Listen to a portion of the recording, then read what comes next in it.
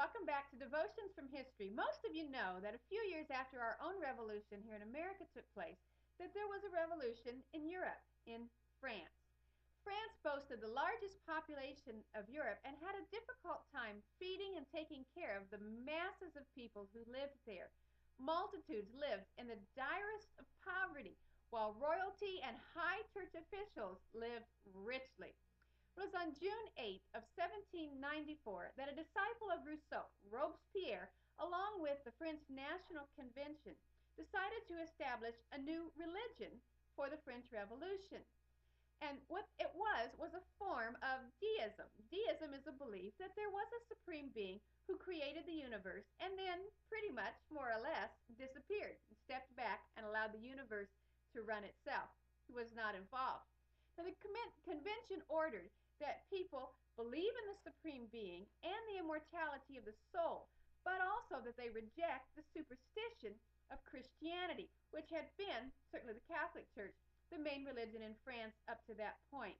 And it was on June 8th that they established a new religion, saying that they were going to make a new Trinity, replacing Father, Son, and Holy Ghost with liberty, equality, and fraternity.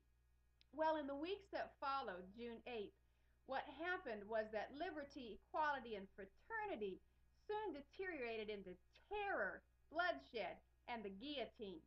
More than 1,400 people's heads rolled on that guillotine in just a few weeks following what was called Holy Day, June 8th of 1794.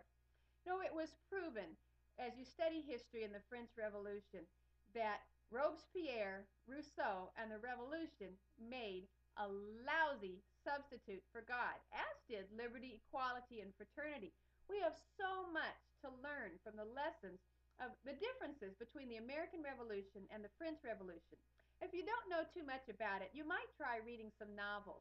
Charles Dickens' Tale of Two Cities, Victor Hugo's Les Miserables, and of course, if you just want some excitement, read The Scarlet Pimpernel. He's kind of like a 1700s James Bond. You'll really like him. We have a lot to learn from these things, but one of the biggest things that we can learn from the events of June 8th, Holy Day for the French Revolution, is that man trying to replace God with reason and rationality really doesn't ever work. All it leads to is misery, because in all honesty, man makes a lousy God. I'll see you tomorrow on Devotions from History.